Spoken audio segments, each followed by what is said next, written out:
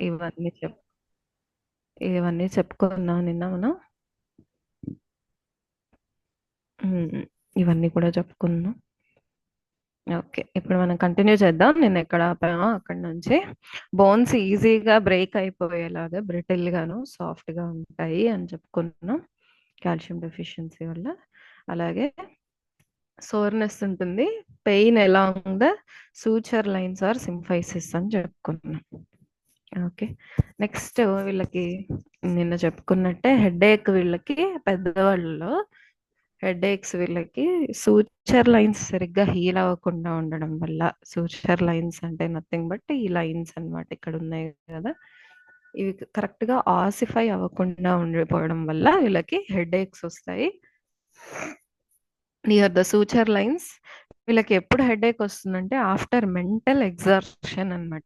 Mental exertion అంటే mental గా ఏ విధంగా అయినా వీళ్ళు శ్రమ పడినప్పుడు. ఎగ్జర్షన్ ఈజ్ నథింగ్ బట్ శ్రమ పడడం అన్నమాట. మెంటల్ గా వీళ్ళు దేని గురించి అయినా ఆలోచించిన, ఏవైనా ఎక్కువ ఆలోచించాల్సిన విషయం వచ్చిన, మైండ్ ఉపయోగించే అవసరం ఎప్పుడైనా, లేకపోతే మ్యాథ్స్ చేసుకోవడం కావచ్చు, దేని గురించి అయినా, ఇప్పుడు ఏదైనా ఇంటలెక్చువల్ గా ఉండే గేమ్స్ ఆడడం కావచ్చు, ఇలాంటివి అన్నమాట. వాళ్ళు ఇలాంటివి అయిన తర్వాత వాళ్ళకి హెడేక్ రావడం వాళ్ళు అబ్జర్వ్ చేస్తారు పేషెంట్స్. ఓకే, దాంతోపాటు అన్నిటికీ కూడాను ఏ క్యాల్కేరియా రెమెడీ అయినా కూడా చాలా రెమెడీస్ ఉంటాయి మనకి. క్యాల్కేరియా కార్బన్ నుంచి ఇవన్నీ కూడాను. ఏ క్యాల్కేరియా గ్రూప్ అయినా డాంప్నెస్ నుంచి ఆర్ చల్లదనం నుంచి వీళ్ళకి అగ్రవేషన్ ఉంటుందన్నమాట. ఎయిల్మెంట్ ఫ్రమ్ అంటే వీళ్ళకి ఏ సిమ్టమ్ అయినా కూడా చల్లదనంతో వీళ్ళకి స్టార్ట్ అయిపోతుంది. ఓకే, ఇద్దరు డైజెస్టివ్ ఇష్యూస్ అవ్వచ్చు, తలనొప్పులు అవ్వచ్చు, జలుబులు కావచ్చు, ఏదైనా కూడా వీళ్ళకి ఆరు నొప్పులైనా ఏదైనా చల్లదనానికి ఎక్కువ అవుతాయి. చల్లదనానికి ఎక్స్పోజ్ అవ్వడం వల్ల వీళ్ళకి సిమ్టమ్స్ అనేవి స్టార్ట్ అవుతాయి అన్నమాట. ఓకే, అలాగే తేమతనం ఉంటుంది చూసారా, మనకి వర్షాలు పడ్డ తర్వాత తేమ ఉంటుంది కదా, దాన్ని డాంప్నెస్ అంటారు. ఓకే, ఇప్పుడు సెల్లార్స్ లో ఉంటూ ఉంటారు కొంతమంది రెంట్లకి, అలాగా అలాంటివి ఏరియాస్ లో ఎప్పుడు తేమగానే ఉంటుంది అనమాట. అలాంటి తేమ ప్రదేశాలకి వెళ్ళినప్పుడు కానీ, అక్కడ ఉన్నప్పుడు కానీ, లేకపోతే అక్కడ ఉండే వాళ్ళకి కానీ ఇలాంటి క్యాల్కేరియా సిమ్టమ్స్ ఉంటే బాగా పనిచేస్తుంది. అలాగే చేంజ్ ఆఫ్ వెదర్ అన్నారు. ఒక వెదర్ నుంచి ఇప్పుడు సమ్మర్ నుంచి వింటర్ కి ఎస్పెషల్ గా అలా చేంజ్ అయ్యే టైంలో వీళ్ళకి సిమ్టమ్స్ అనేవి మొదలవుతాయి అన్నమాట. వీళ్ళకి ఇవన్నీ కూడా కాజేటివ్ ఫ్యాక్టర్స్ అనుకోవచ్చు. కాజేటివ్ ఫ్యాక్టర్స్ అంటే దేని వల్ల వీళ్ళకి సిమ్టమ్స్ స్టార్ట్ అవుతాయి, ఎలా మొదలయ్యాయి, దేని వల్ల మొదలయ్యాయి అనే ఫ్యాక్టర్స్ ని మనం కాజేటివ్ ఫ్యాక్టర్స్ అని అనుకుంటాం.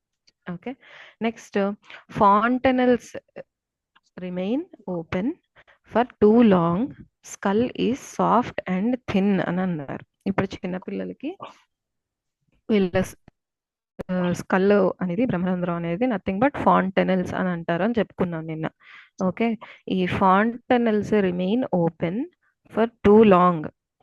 ఓకే, వీళ్ళకి ఏ ఏజ్కి అయితే క్లోజ్ అవ్వాలో ఆ ఏజ్ క్లోజ్ అవ్వకుండా చాలా కాలం వరకు కూడా వీళ్ళకి ఇంకా ఓపెన్ గానే ఉంటాయి. వీళ్ళ స్కల్ కూడా గట్టిపడాలి కదా ఏజ్ పెరిగే కొద్దీ. It will be still soft అన్నమాట, ఇంకా సాఫ్ట్ గాను థిన్ గాను ఉంటుంది క్యాల్కేరియా ఫాసియాలకి. అలాగే వీళ్ళకి క్రానిక్ హైడ్రోసెఫాలస్ కండిషన్ అనేది ఉంటుంది. హైడ్రోసెఫాలస్ కండిషన్ ఏంటి అంటే వీళ్ళకి లార్జ్ హెడ్ అన్నమాట. ఇప్పుడు ఫాంటనల్స్ ఓపెన్ గా ఉండిపోయినాయి, సూచర్ లైన్స్ ఓపెన్ గా ఉండిపోయినాయి, అప్పుడు ఏమవుతుందండి? ఇప్పుడు అవసరం లేని ప్రెషర్ కూడా బ్రెయిన్ లో ఇంకా ఎక్స్పాన్షన్ జరిగిపోతుంది. ఓకే, ఎంత ప్రెషర్ ఉండాలో అంతకన్నా కూడా ఇంకా తక్కువ ఉంటుంది. దానివల్ల వీళ్ళకి ఎక్స్పాన్షన్ జరిగిపోయి వీళ్ళకి హైడ్రోసెఫాలస్ అనే కండిషన్ అనేది వస్తుంది. హైడ్రోసెఫాలస్ అంటే nothing but fluid in the brain అన్నమాట. హైడ్రో అంటే వాటర్, సెఫాలస్ అంటే బ్రెయిన్ అన్నమాట. ఓకే, దీంట్లో వీళ్ళకి ఎక్స్ట్రా ఫ్లూయిడ్ అనేది బ్రెయిన్ లో చేరుకుంటుంది. ఓకే, బ్రెయిన్ లో వెంట్రికల్స్ అని ఒక డ్రైనేజ్ సిస్టమ్ ఉంటుంది. బ్రెయిన్‌లో కూడా ఫ్లూయిడ్ ఉంటుందనమాట. అది వెంట్రికల్స్ ద్వారా ఫ్లో అవుతూ ఉంటుంది. అది ఎప్పటికప్పుడు డ్రైన్ అవుతూ, ఎప్పటికప్పుడు కొత్త ఫ్లూయిడ్‌తో ఫుల్ అవుతూ ఉంటుంది. వీళ్ళకి ఆ డ్రైనేజ్ సిస్టమ్ ఆఫ్ వెంట్రికల్స్ అనేది డిస్టర్బ్ అవ్వడం వల్ల వీళ్ళకి ఫ్లూయిడ్ ఎక్సెస్‌గా ఉంటుంది బ్రెయిన్‌లో. అందుకని దీన్ని హైడ్రోసెఫాలస్ కండిషన్ అని అంటాము. వీళ్ళకి క్రానిక్‌గా హైడ్రోసెఫాలస్ ఉంటుంది. అంటే చాలా మంత్స్ నుంచో, ఏళ్ల నుంచో హైడ్రోసెఫాలస్ ఉంటుంది వీళ్ళకి. ఓకే. దాని సింప్టమ్స్ ఎలా ఉంటాయి? Very large head and bones will be separate అనమాట. బోన్స్ అంటే హెడ్‌లో ఉండే, స్కల్‌లో ఉండే బోన్స్ సెపరేట్ అయ్యి ఉంటాయి. ఓకే. నెక్స్ట్ క్రేనియోటేప్స్ కండిషన్ అని అంటారు. క్రేనియోటేప్స్ అంటే నథింగ్ బట్ ఇది రికెట్స్ అని చెప్పుకున్నాం కదా నిన్న. రికెట్స్ అంటే చూడండి, ఇదిగోండి. రికెట్స్ అంటే ఏంటి? Vitamin D deficiency in children అని చెప్పుకున్నాం. ఏమవుతుంది రికెట్స్ లో? పైన ఉన్న దాంట్లో ఇలా బెండింగ్ ఆఫ్ బోన్స్ ఉంటుంది. ఇలా బో లెగ్స్ రావడం, లేకపోతే inward curvature, outward curvature of bones ఉంటుంది. ఎందుకు ఇలా జరుగుతుంది అంటే because of softness of the bones అన్నమాట. అలాగే వీళ్ళకి స్కల్ దగ్గర కూడా మనకి సాఫ్ట్నెస్ ఉండడం వల్ల ఎప్పుడైతే ఇలా ప్రెషర్ పెడతామో, ఇలా ఫింగర్ లో ఇలా ప్రెషర్ పెట్టినప్పుడు, పిక్చర్ లో ఉన్నప్పుడు వాళ్ళకి అక్కడ గుంట పడుతుంది అనమాట. అంటే అంత సాఫ్ట్ గా ఉంటుంది వాళ్ళ skull. That condition is called as craniotabes అన్నమాట. ఓకే. మీకు క్రేనియో అని కనిపించిన, లేకపోతే ఇందాక చూసారు కదా సెఫాలస్ అని కనిపించిన, ఇవన్నీ కూడా టర్మినాలజీ ఫర్ ద బ్రెయిన్ అన్నమాట. ఓకే. సెఫాలస్ అంటే బ్రెయిన్, క్రేనియం అంటే స్కల్ అన్నమాట. ఓకే. ఈ టర్మినాలజీస్ మీరు రాసి పెట్టుకోండి. నెక్స్ట్ టైం మళ్ళీ మళ్ళీ రిపీట్ అయినప్పుడు మీకు ఈజీ అవుతుంది. ఓకే. నెక్స్ట్ వీళ్ళకి ఇర్రెగ్యులారిటీ ఆఫ్ డెవలప్మెంట్ ఉంటుంది. అంటే ఏంటి అంటే వీళ్ళకి ప్రాపర్‌గా అంత గ్రో అవ్వదు.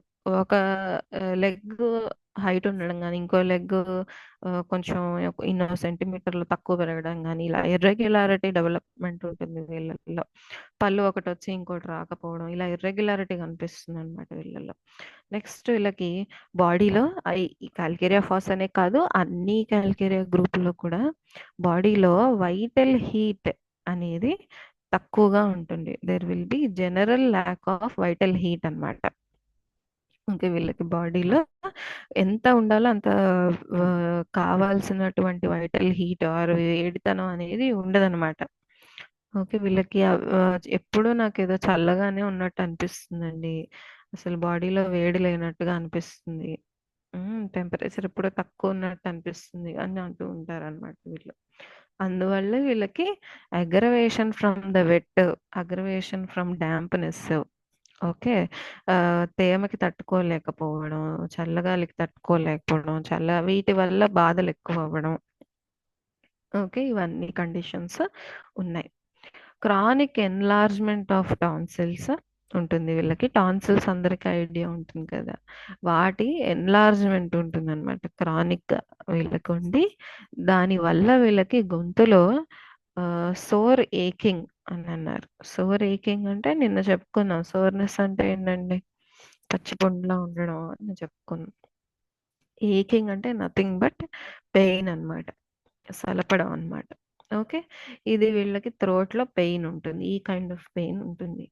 Pain in every direction while swallowing అంటే వీళ్ళకి మింగేటప్పుడు గొంతు దగ్గరే మాత్రమే నొప్పి కాకుండా అక్కడ నుంచి అన్ని డైరెక్షన్స్ లోకి పెయిన్ ఇలా రేడియేట్ అయినట్టు, పాకినట్టుగా పెయిన్ వస్తుంది. చెవుల్లోకి, ముక్కులోకి, కంట్లోకి. ఓకే. ఇలాగా అన్ని డైరెక్షన్స్ లో పాకినట్టుగా వీళ్ళకి పెయిన్ ఉంటుంది. Pain in every direction while swallowing. అలాగే వీళ్ళకి ఇన్ జనరల్ గా కాల్కేరియా గ్రూప్, ఎస్పెషల్ గా కాల్కేరియా ఫాస్ గ్రూప్ వాళ్ళకి సాల్టెడ్ అండ్ స్మోక్డ్ మీట్స్ ఎప్పుడు తినాలన్న ఆ, ఏమంటారు, క్రేవింగ్ అన్నమాట. డిజైర్ కన్నా కూడా దీన్ని క్రేవింగ్ అని రాశారు. క్రేవింగ్ అంటే ఇంకా డిజైర్ కన్నా రెండింతలు ఎక్కువ అన్నమాట క్రేవింగ్ అంటే. ఇంకా తినాలి తినాలి తినాలని అనిపిస్తూ ఉంటుంది వాళ్ళకి. అంటే స్మోక్డ్ అంటే ఇలాగా దాన్ని బొగ్గుతో ఇలా కాల్చిన తర్వాత తిన్నప్పుడు ఒక ఫ్లేవర్ వస్తుంది. స్మోక్డ్ ఫ్లేవర్ అంటారు. కాల్చిన ఫ్లేవర్ అన్నమాట. ఆ కాల్చినవి తినాలనిపిస్తుంది. అలా మాడి, ఆ కాల్చి అలా మాడిపోయింది ఉంటుంది చూసారా పైన బొగ్గుతోటి, అలాంటివి ఎక్కువ తినాలన్న కోరిక ఉంటుంది వీళ్ళకి. ఓకే. నెక్స్ట్ వీళ్ళకి మెసెంట్రిక్ గ్లాండ్స్ ఎన్లార్జ్డ్ అని అన్నారు. మనం నిన్న వీళ్ళకి స్క్రోఫులస్ కండిషన్ అని చెప్పుకున్నాం. వీళ్ళకి కాన్స్టిట్యూషన్ లో స్క్రోఫులస్ అని చెప్పుకున్నాం. స్క్రోఫులస్ అంటే ఏంటి? వీళ్ళకి లింఫ్ నోడ్స్ అనేవి ఓవరాల్ బాడీలో ఎన్లార్జ్ అవుతాయి, ఇన్ఫ్లమేషన్ ఉంటుంది, ఇన్ఫెక్షన్ ఉంటుంది, స్వెల్లింగ్ ఉంటుంది అని చెప్పుకున్నాం. అదే లింఫ్ నోడ్స్ మనకి అబ్డామెన్ లో ఉంటే దాన్ని మిసెంట్రిక్ గ్లాండ్స్ అని అంటారు అనమాట. ఓకే. ఆ మిసెంట్రిక్ గ్లాండ్స్ కూడా వీళ్ళకి ఎన్లార్జ్ అవుతాయి. వీళ్ళకి ట్యూబర్క్యులోసిస్ కండిషన్ లో, టీబీ కండిషన్ లో మనకి క్యాల్కిరియఫస్ బాగా ఇండికేట్ అవుతుంది if if there is symptom similarity. Okay. అలాంటప్పుడు వీళ్ళకి మిసెంట్రిక్ అంటే టేప్స్ మిసెంట్రికా అంటారు. అంటే ట్యూబర్క్యులోసిస్ ఆఫ్ ఇంటెస్టైన్ అన్నమాట అది. ఇప్పుడు ట్యూబర్క్యులోసిస్ ఆఫ్ లంగ్స్ మాత్రమే మన అందరికి చాలా మందికి తెలుస్తుంది. కాకపోతే ఎప్పుడైతే ట్యూబర్క్యులోసిస్ ఆఫ్ లంగ్స్ మనం ఇంగ్లీష్ మెడిసిన్ తో వాడేసి 6 మంత్స్ కోర్స్ ఉంటుందన్నమాట. ఆ కోర్స్ అంతా వాడేసాక ఏమవుతుందండి? అది సప్రెషన్ మాత్రమే అవుతుంది. అది క్యూర్ అవ్వదు. నెక్స్ట్ ఏమవుతుంది? నెక్స్ట్ ఇంకో ఆర్గన్ కి ఆ ట్యూబర్క్యులోసిస్ అనేది ట్రాన్స్ఫర్ అవుతుంది. అంతేగాని పేషెంట్ లో తగ్గదన్నమాట.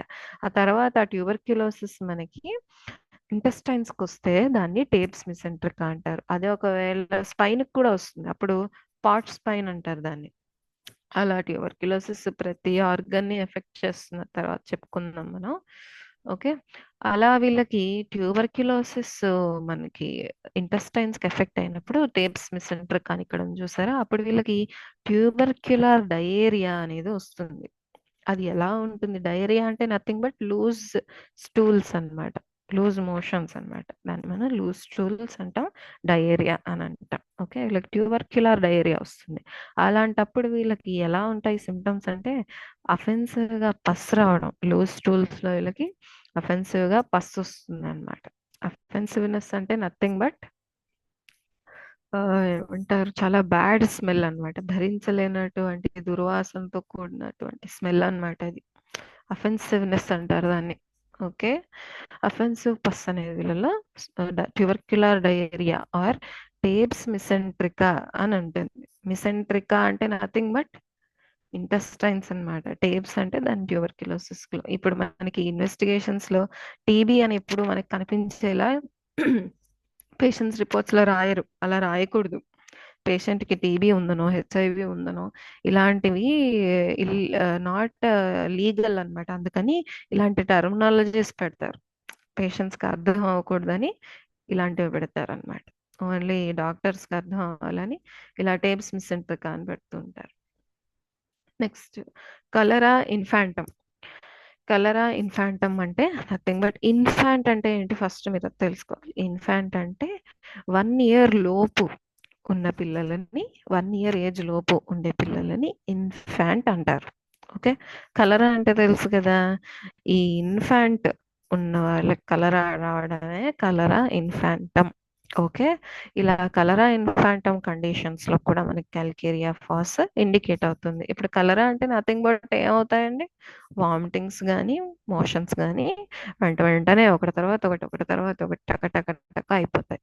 ఓకే. ఈ కలరా ఇన్ఫాంటమ్ కండిషన్స్ లో ఏమవుతారు? ఇప్పుడు మనకి మామూలుగా పెద్దవాళ్ళకే 2-3 సార్లు మోషన్స్ అయితేనే ఇలా పీలిపోయినట్టు, సన్నగా అయిపోయినట్టు, ఎంతో కేజీ కంటే తగ్గినట్టు ఫీలింగ్ ఉంటుంది. ఇప్పుడు అంత చిన్న పిల్లలకే కలరా ఇన్ఫాంటమ్ అనే కండిషన్ వచ్చినప్పుడు వాళ్ళు క్యాల్కేరియా ఫాసే అవుతారు కదా. అలా అనమాట. Chronic colic at every attempt to eat అన్నమాట. కోలిక్ అంటే నథింగ్ బట్ పెయిన్ అన్నమాట. ఇప్పుడు మనకి మజిల్స్ లో ఎలా పెయిన్ వస్తుందో అలాగా మనకి ట్యూబ్ లైక్ స్ట్రక్చర్స్ ఉంటాయి మన బాడీలో. అంటే మధ్యలో హాలో స్పేస్ ఉండి ట్యూబ్స్ ఉంటాయి చూసారు. ఇంటెస్టైన్స్ అవ్వచ్చు, స్టమక్ అవ్వచ్చు, మన ఈసోఫేగస్ అవ్వచ్చు. ఇలాంటి tube like structures, hollow space ఉండేవి చాలా ఉంటాయి బాడీలో. అక్కడ వచ్చే పెయిన్స్ ని కోలిక్ అంటారు. ఓకే. వీళ్ళకి స్టమక్ లో కోలిక్ గురించి చెప్తున్నారు ఇక్కడ మనకి. ఇది బోరిక్ నుంచి తీసుకున్నాను నేను. బోరిక్ అండ్ దీవే గారు వీళ్ళిద్దరూ కలిసి సుష్లర్ సాల్ట్ గురించి చాలా ఇన్ఫర్మేషన్ ఇచ్చారు. ఆల్మోస్ట్ పెద్ద గ్రంథం ఇచ్చారు. అందులో నుంచి తీసి రాశాను. Colic at every attempt to eat అన్నమాట. తిన్న వెంటనే వీళ్ళకి కడుపు నొప్పి వచ్చేస్తుంది. ఎట్ ఎవ్రీ అటెంప్ట్ వీళ్ళకి తిన్న వెంటనే ఏడుస్తాడు అనమాట వాడు బాబు. ఎలా తెలుస్తుంది వాడికి నొప్పి వస్తుందని? తిన్న వెంటనే ఏడుస్తాడు, గుక్కబెట్టి ఏడుస్తాడు వాడు. ఓకే, అది.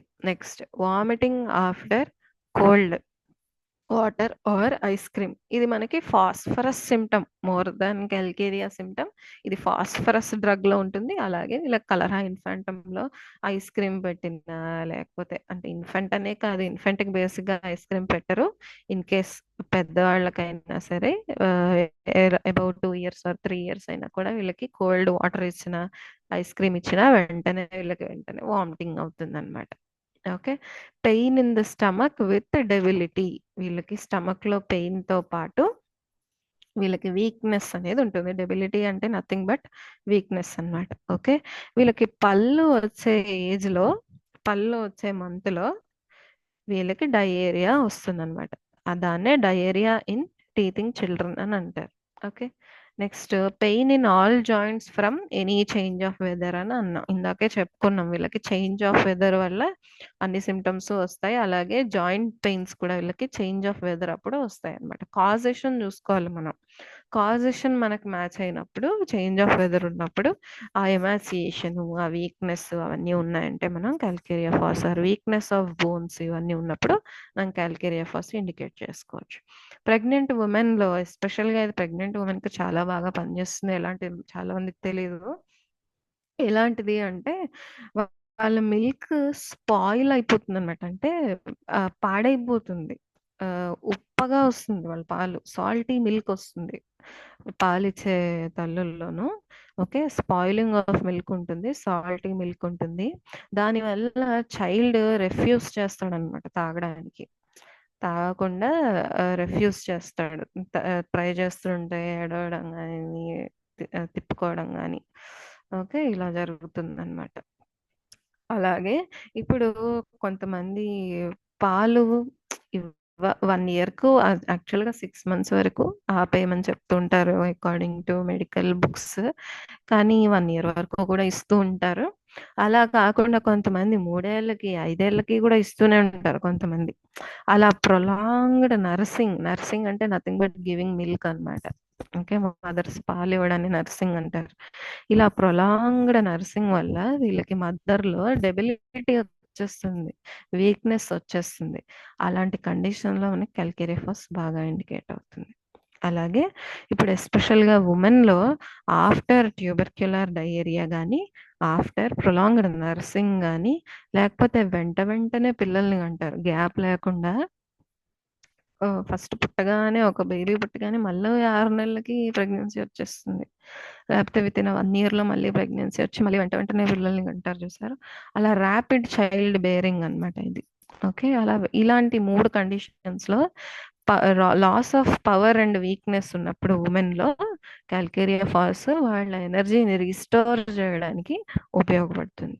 అలాగే ఓల్డ్ ఏజ్లో వీళ్ళకి ఏంటి రీజనరేటివ్ పవర్ తగ్గిపోతుంది అనమాట నర్వస్ టిష్యూలో. అంటే ఏంటి, వీళ్ళకి కంప్లీట్గా వీక్నెస్ రావడం, కంప్లీట్గా ఏంటి వాళ్ళ పనులు వాళ్ళు చేసుకోలేకుండా ఎమాసియేషన్తో పాటు ఇలా రీజనరేటివ్ పవర్ తక్కువ అయినప్పుడు మనకి క్యాల్కేరియా ఫాస్ ఇండికేట్ అవుతుంది. Okay, increased urge to urination ఉంటుంది. అలాగే ఎన్యూరసిస్ అనేది ఉంటుంది. అంటే ఓల్డ్ ఏజ్ వాళ్ళకి అనమాట. ఇవి ఓల్డ్ ఏజ్ లో సిమ్టమ్స్ అనమాట. రీజనరేటివ్ పవర్ తగ్గిపోవడం. రీజనరేషన్ అంటే ఏంటంటే, జనరేషన్ అంటే ఏంటి, కొత్త సెల్స్ ప్రొడ్యూస్ అయ్యే కెపాసిటీ అనమాట రీజనరేషన్ అంటే. ఓకే, వీళ్ళకి ఏమైనా దెబ్బలు తగిలినా, లేకపోతే ఏదైనా ఇప్పుడు పెయిన్ వచ్చింది అనుకోండి, లేకపోతే ఎక్కడైనా ఏదైనా మజిల్ టేర్ అయింది, లేకపోతే ఏదైనా జరిగింది అనుకోండి, ఓల్డ్ ఏజ్ లో మాత్రం, యంగ్ ఏజ్ లో కాదు, ఓల్డ్ ఏజ్ లో వీళ్ళకి నర్వ్స్ మీద ఎఫెక్ట్ పడడం వల్ల వీళ్ళకి రీజనరేషన్ అనేది జరుగుతుంది. అప్పుడు మనకి క్యాల్కేరియా ఫాస్ ఇండికేట్ అవుతుంది. ఇప్పుడు నర్వ్స్ టిష్యూ కూడా ఇలా రీజనరేటివ్ పవర్ తగ్గిపోయింది కాబట్టి వీళ్ళకి ఏం జరుగుతుంది, యూరినేషన్ మీద కంట్రోల్ ఉండదు అనమాట. So there will be increased urge to urination. Normal గా కన్నా కూడా వీళ్ళకి అర్జ్ అనేది అర్జెంట్ ఏంటి? అర్జెంట్‌గా రావడం అనమాట. అంటే కంట్రోల్ చేసుకోకుండా ఫాస్ట్‌గా వెళ్ళిపోవాల్సొస్తుంది. వీళ్ళ కంట్రోల్‌లో ఉండదు. దాన్నే వీళ్ళు ఎన్యూరెసిస్ అని అంటారు మెడికల్ టెర్మినాలజీలో. That is they can't control their urination. Okay. వీళ్ళ మైండ్ ఎలా ఉంటుంది? క్యాల్కేరియా ఫాస్ట్ వాళ్ళది మైండ్ ఎలా ఉంటుంది? ఓకే. ఇప్పుడు ఫిజికల్‌గా చూసారు గదా! ఫిజికల్‌గా ఎలా ఉన్నాడు వీడు? ఇంత వీక్‌గా ఉన్నాడు. మరి వీళ్ళ నర్వస్ సిస్టమ్ మీద ఎఫెక్ట్ కూడా పడుతుంది గదా! ఇప్పుడు ఫిజికల్‌గా ఇంత వీక్‌గా ఉన్నప్పుడు మెంటల్‌గా కూడా వాడు అంతే ఇండోలెంట్ గాను, అంతే స్టూపిడ్ గాను ఉంటాడు కానీ, షార్ప్‌గా ఎలా ఉంటాడు? ఉండలేడు గదా! సో, ఇంత అండర్ నరిష్‌మెంట్ ఉన్నప్పుడు బాడీతో పాటు మైండ్ కూడా అంతే అండర్ నరిష్డ్‌గా క్యాల్కేరియా ఫాస్ట్‌లో ఉంటుంది. ఓకే. మెమరీ అనేది వీళ్ళకి ఇంపైర్డ్‌గా ఉంటుంది. ఓకే. ఇంపైర్డ్ అంటే నథింగ్ బట్ గుర్తు రాకపోవడం సరిగ్గా, లేకపోతే తప్పువి గుర్తుకు రావడం. ఓకే. దాన్ని ఇంపైర్‌మెంట్ అంటారనమాట. ఊరికే చిన్న చిన్నవి మర్చిపోవడం. అప్పుడే పెట్టి అక్కడే ఎక్కడ పెట్టానో మర్చిపోవడం. ఓకే. ఇలాంటివన్నీ ఉంటాయన్నమాట. నెక్స్ట్ మెంటల్ యాంగ్జైటీ ఉంటుంది. అది చెప్పుకున్నాం గదా! వీడు మెంటల్‌గా ఏ విధంగా అయినా సరే వీడు స్ట్రెస్ తీసుకోలేడసల. ఎలా ఏ విధంగా అయినా కూడా వీడు మెంటల్‌గా పని చేయలేడు ఏదైనా కూడాను. కాబట్టి వీళ్ళకి ఏదైనా పని చేయాలన్నా, ఏం చేయాలన్నా ఒక రకమైన యాంగ్జైటీ ఉంటుంది. నేను చేయలేను కదా! అనే ఒక యాంగ్జైటీ ఉంటుందనమాట. Okay. Unable to sustain mental effort అదే చెప్పుకున్నాం. ఎలాంటి మెంటల్ వర్క్ వీడు అస్సలు భరించలేడు. ఓకే. అలాగే పిల్లలు వీళ్ళు చాలా ఫీబుల్ మైండెడ్‌గా ఉంటారు. అంటే చాలా సుకుమారంగాను ఓకే. సత్తువ లేకుండా అలాగా ఫీబుల్ మైండెడ్ అంటారు చిల్డ్రన్. ఓకే. అలా ఉంటారు. ఏమన్నా ఎక్కువ ఇన్వాల్వ్ అవ్వకుండా ఉండడం, సైలెంట్‌గా ఉండడం, వాళ్ళలో వాళ్ళే ఉండడం, ఓకే. సోషలైజ్ అవ్వకపోవడం ఇదంతా క్యాల్కేరియా గ్రూప్‌లో ఉంటుంది. ఓకే. చిల్డ్రన్ మనం స్టూపిడ్‌గాను, ఫ్రెట్‌ఫుల్‌గాను, పీవిష్‌గాను ఉంటారు. ఓకే. ఇప్పుడు స్టూపిడ్ అంటే ఏంటి మీకందరికీ తెలుసు. అంటే మెంటల్‌గా వీళ్ళు స్ట్రాంగ్‌గా గాని ఏమంటారు వాట్ టు సే అలర్ట్‌గా ఉండకపోవడాన్నే స్టూపిడ్‌నెస్ అని అంటారనమాట. ఇంటెలిజెంట్‌గా ఉండకపోవడమే స్టూపిడ్. ఇంటెలిజెంట్‌కి ఆపోజిట్ స్టూపిడ్ అనమాట. ఓకే. ఫ్రెట్‌ఫుల్ అంటే చిన్న చిన్న వాటికి కూడా వీళ్ళ యాంగ్జైటీ మెంటల్ యాంగ్జైటీ ఉంది గదా! వీళ్ళకి. అందుకని చిన్న చిన్న వాటికి భయస్థులుగా ఉండడాన్ని ఫ్రెట్‌ఫుల్‌నెస్ అని అంటారు. ఓకే. పీవిష్ అంటే ఏంటంటే వీళ్ళు చిన్న చిన్న వాటికి ఇరిటేషన్ వచ్చేస్తుంది వీళ్ళకి. అసలు దానికి కూడా ఇరిటేషన్ ఎందుకు? అంత చిన్నదానికి ఇరిటేషన్ ఎందుకు అని అనిపిస్తుంది మనకి. దాన్నే పీవిష్‌నెస్ అంటారనమాట. ఓకే. వీళ్ళకి స్లో ఆఫ్ కాంప్రిహెన్షన్ అని ఉంటుంది. కాంప్రిహెన్షన్ అంటే ఏంటి? అర్థం చేసుకోవడం అనమాట. ఇప్పుడు ఎవరైనా టీచర్స్ గాని, లెక్చరర్స్ గాని, లేకపోతే ఎవరైనా ఏదైనా చెప్తున్నా గాని, ఇంట్లో ఎవరైనా పేరెంట్స్ గాని ఏదైనా చెప్తున్నా వీళ్ళకి మైండ్‌కి ఎక్కదనమాట. అర్థం అవ్వదు.